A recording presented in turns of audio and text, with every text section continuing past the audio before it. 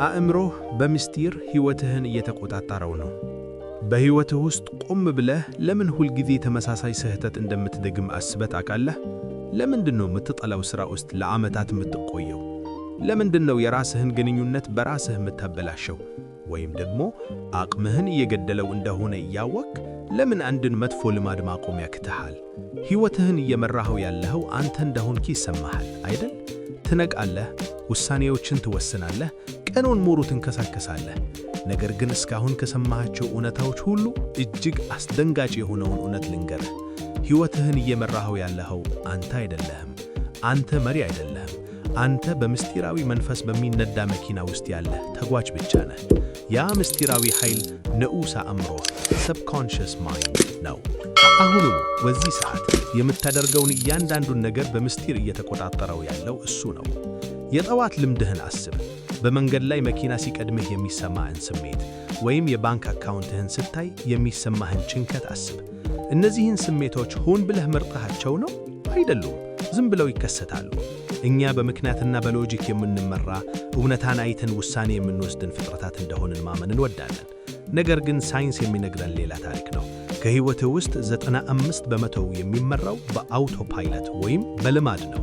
ይህ ማለት አብዛኛው የሕይወትህ ክፍል ገና ሕፃን እያለህ ነገሮችን መረዳት ሳትጀምር በፊት የተሰጡህ የፍርሃት፣ የእምነት እና የልምድ ክምችት ውጤት ነው ማለት ነው። አንተ የራስህን ሕይወት እየኖርክ አይደለም። አንተ ወላጆችህ፣ አስተማሪዎችህ እና አካባቢህ ገና የ5 ዓመት ልጅ እያለህ የጻፉልህን ስክሪፕት እየተገበርክ ነው። አንተ ያላዘጋጀኸው ፕሮግራም እየኖርክ ነው። ለዚህ ነው ጠንክሮ መስራት ብቻውን ውጤት የማይሰጠው። ለዚህ ነው በየዓመቱ የምንገባው አዲስ ቃል ኪዳን በየካቲት ወር የሚፈረከሰው። ሀብታም፣ ደስተኛ ወይም ጤነኛ መሆን እፈልጋለሁ ብለህ ለራስህ ልትነግረው ትችላለህ። ነገር ግን የአእምሮህ ውስጣዊ ሶፍትዌር ለድህነትና ለትግል ፕሮግራም ተደርጎ ከሆነ አእምሮህ ተመልሶ ወደምታውቀው የድህነት ኑሮ የምትገባበትን መንገድ ይፈልጋል። አእምሮህ ለህልሞችህ ግድ የለውም። ለደስታህ ወይም ለባንክ አካውንትህ ደንታ የለውም። እሱ የሚያስበው ስለ መኖርህ ብቻ ነው። ለንዑስ አእምሮህ ደግሞ መኖር ማለት ባለህበት መርገጥ ማለት ነው። ባለህበት መቆየት የድህነትና የመከራ ሕይወት ቢሆንም እንኳን አእምሮህ የሚመርተው እሱን ነው፣ ምክንያቱም እሱን ስለለመደው። ነገር ግን የመኪናውን መሪ በእጅህ ብትይዘው ምን ሊፈጠር እንደሚችል አስብ። የአእምሮህን ኮድ መቀየር ብትችልስ? አእምሮህ እንዴት ሕይወትህን እያበላሸው እንደሆነ ወደ መተንተናችን ከመግባታችን በፊት አንድ ነገር እንድታደርግ ፈልጋለሁ። ሕይወትህን በሌሎች ሰዎች ምርጫ እየኖርክ እንደሆነ ከተሰማህ ይህንን ቪዲዮ ላይክ አድርገው። ይህ ማለት እየነቃህ እንደሆነ ለዓለም የምታበስርበት ምልክት ነው። ከራስህ የባዮሎጂ እስረኛ መሆን አቁመህ ልትኖርበት የሚገባውን እውነተኛ ሕይወት ለመገንዘብ ከወሰንክ ደግሞ ሰብስክራይብ አድርግ። እኛ የዚህ የምንገነባው ከድሮ አስተሳሰብ እስር ቤት ለመውጣት የወሰኑ ጀግኖች ስብስብ ነን። አሁን አእምሮህ እንዴት እንደሚሠራ ወደሚለው ጥልቅ እውነት እንመለስ። የዚህ የምስጢር ቁጥጥር ትልቁ አደጋ ማይታይ መሆኑ ነው። የራስህን እስር ቤት ግድባሎች አታያቸውም፣ ምክንያቱም እነዚያ ግድባሎች የሕይወት ተፈጥሮ ይመስሉሃል። እኔ ሁልጊዜም ከገንዘብ ጋር አልታደልኩም፣ ወይም እኔ በፍቅር ዕድለኛ አይደለሁም ትላለህ። ነገር ግን እነዚህ እውነታዎች አይደሉም። እነዚህ ትእዛዛዎች ናቸው። እነዚህ ደጋግመህ ስለተናገርካቸው አእምሮህ እንደ ሕግ አድርጎ የተቀበላቸው ኮዶች ናቸው። አእምሮህ እንደ ታማኝ ወታደር ነው። የሰጠኸው ትእዛዝ ያከብራል።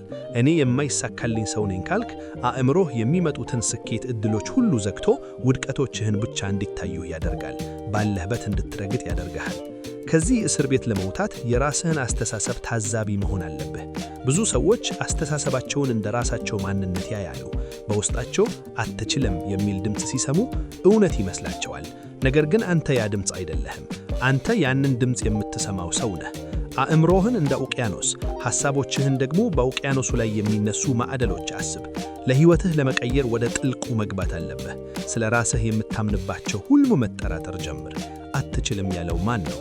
ሀብት ለሌሎች እንጂ ለአንተ አይደለም ያለው ማን ነው? አብዛኛውን ጊዜ እነዚያ ድምጾች እንደ አንተ ግራ የገባቸውና ፕሮግራም የተደረጉ የሰዎች ድምጾች ናቸው። በዚህ ዓለም ላይ ያሉ ሀብታሞች፣ ደስተኞችና ጤነኞች ሰዎች ከአንተ የተለየ አእምሮ አይደላቸውም። እነሱ የተለየ ፍጥረታት አይደሉም። እነሱ የተሻለ ሶፍትዌር አላቸው። እነሱ አእምሮአቸውን ሌሎች አፈር ብቻ የሚያዩበት ቦታ ላይ ዘር እንዲያይ አሰልጥነዋል። አእምሮአቸው ለደህንነት ይልቅ ለእድገት እንዲራቡ አድርገዋል። እነሱ ዕድለኞች አይደሉም። እነሱ ባለራዕይ ናቸው። በምድር ላይ ትልቁ ሀብት በጆሮአቸው መካከል ያለው አእምሮአቸው እንደሆነ ተረድተዋል። የቆየውን ፍርሃት አውጥተው ጥልቅ እምነትን ተክተዋል። የዶፓሚን ወጣሚን አስብ። አእምሮህ ለትዕቢታዊ ደስታ እንዲሮጥ ነው የተደረገው። ይህ ድሮ በድር ላይ እንድንተርፍ ረድቶን ነው። ዛሬ ግን ይህ አስተሳሰብ ደሃና የተዘናጋህ እንድትሆን እያደረገህ ነው።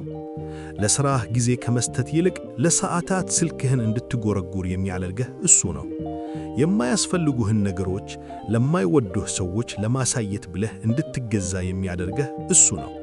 የወደፊት ነፃነትህን በ3 ሰከንድ ደስታ እየለወጥከው ነው።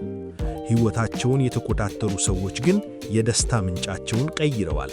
እነሱ ደስታ የሚያገኙት የባንክ አካውንታቸው ሲያድግ፣ ጠንካራ ስፖርት ሲሰሩ ወይም አዲስ ዕውቀት ሲገበዩ ነው። ሌሎች ጭቃ ውስጥ ሲጫወቱ፣ እነሱ ሰማይ ጠቀስ ሕንፃ የመገንባትን አድካሚ ሥራ መውደድ ተለማምደዋል። አካባቢህን እይ። አእምሮህ እንደ መስታወት ነው። ጊዜህን በማይጠቅሙ መዝናኛዎች፣ በአማራሪዎች እና ተስፋ በቆረጡ ሰዎች ዘንድ የምታሳልፍ ከሆነ አእምሮህ ያንኑ እውነታ ያንጸባርቅልሃል። አንተ የምትበላው፣ የምታየውና የምትሰማው ነገር ውጤት ነህ። አእምሮህን ለሀብትና ለሥልጣን ዳግም ለመቅረጽ ዓለምህን ማቅራት አለብህ። የሚፈታተኑህን ነገሮች ስማ። የሚያስፈሩህን መጽሐፍት አንብብ። ስለ ኢንቨስትመንትና ስለ አዳዲስ ሐሳቦች ከሚያወሩ ሰዎች ጋር ሁን። አንተ አብዛኛውን ጊዜህን የምታሳልፍባቸው የ5 ሐሳቦች ውጤት ነህ። ከሁሉ የከፋው እውነት ግን ይህ ነው። አብዛኛው ሰው በሰበብ ሱሰኛ ስለሆነ ፈጽሞ ነፃ አይሆንም። ተበዳይ ሆኖ መታየት ደስ ይላቸዋል። ሲስተሙ የተበላሸ ነው ብሎ መማረር ሲስተሙ እንዴት እንደሚሠራ ለማወቅ ከመስራት ይቀላል። አእምሮህን ለመቀየር ፍጹም ኃላፊነት መውሰድ አለብህ። በሕይወትህ ያለው ነገር ሁሉ ዕዳህ፣ ገቢህ፣ ጤናህ፣ ብቸኝነትህ ያንተ ኃላፊነት ነው። ስህተቱ ያንተ ባይሆን እንኳ መፍትሔው ግን ያንተ ነው። ይህንን የተቀበልከው ዕለት ኃይልህ በእጅህ ይገባል። ገንዘብ መሳሪያ ብቻ ነው። ነገሮችን አጉልጦ የሚያሳይ መነጽር ነው። አንተ ያለህን ማንነት ያገዝፈዋል እንጂ አይቀይረውም። ጥሩ ሰው ከሆንክ ገንዘብ ሲኖርህ የበለጠ መልካም ሥራ ትሠራለህ። ባለ ራዕይ ከሆንክ ገንዘብ ራዕይህን እንድትገነባ ይረዳሃል። ሀብትን መፍራት አቁምና ማክበር ጀምር። ገንዘብን ማክበር ማለት ለማይረባ ነገር አለማባከን ማለት ነው። እያንዳንዱን ሳንቲም ለጦርነት እንደምትልከውና ምርኮኛ ይዞ የሚመታ ወታደር ቁጠረው። ሀብት የምትደርስበት ቦታ አይደለም። ሀብት የአኗኗር ዘይቤ ነው። አእምሮህ ውስጥ ደጋግመህ የምትገነባው የነርቭ መስመር ነው። 1 ሚሊዮን ብር ስላገኘህ ሀብታም አትሆንም። መጀመሪያ ውስጥህ ሀብታም መሆን አለበት። ከዚያ በኋላ ገንዘቡ ካንተ መራቅ አይችልም። መጀመሪያ ሁን፣ ከዚያ አድርግ፣ ከዚያ በኋላ ይኖርሃል። የተከበረ ሰው ሁን። የተከበረ ሰው የሚያደርገውን አድርግ። ከዚያ በኋላ የተከበረ ሰው ያለው ነገር ሁሉ ይኖርሃል። ዛሬ ከመለያየታችን በፊት አንድ ከባድ ነገር እንድታደርግ እፈልጋለሁ። ለራስህ ታማኝ ሁን። አሁኑኑ ኮሜንት ውስጥ ግባና ዛሬ የምገድለው የድህነት አስተሳሰብ ይህ ነው ብለህ ጻፍ። አልችልም የሚለው ፍርሃት ነው ወይስ ያለፈውን ታሪክህን የመቆስ ልማድ? ጻፈው። ድክመትን አውጥቶ መናገር ትልቅ ኃይል አለው። ሐሳብህን ለሌሎች ስታጋራ አእምሮህ ዳግም ለመቅረጽ ሂደት ይጀምራል። እዚህ ጋር አሁኑኑ አዲስ ጅማሬን ጀምር። ነገ ጀምራለሁ አትበለኝ። ነገ የማይሳካላቸው ሰዎች መጠለያ ነው። አሁኑኑ ጀምር። ከሚቀጥለው ሐሳብህ ጀምር። ከመዝናናት ይልቅ መማርን ምረጥ። ከመመቻቸት ይልቅ እድገትን ምረጥ። ሰዓቱ እየሄደ ነው። በአሮጌው ፕሮግራም የምታሳልፋት እያንዳንዷ ሰከንድ ባለህበት ለመቆየት የመረጥካት ሰከንድ ነች። የወደፊት ማንነትህ ወይ ዛሬ ለወሰድከው ቁርጣኔ ያመሰግንሃል ወይም ዛሬ ለመረጥከው መመቾት ዋጋ ይከፍላል። ምርጫው ሁልጊዜም ያንተ ነው። አንተ የአእምሮህ መሐንዲስ ነህ።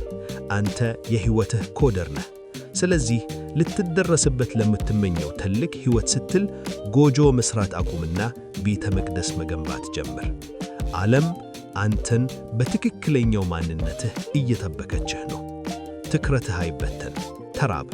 አእምሮህን ማሳደግ አታቁምም። በሚቀጥለው ቪዲዮ እንገናኛለን።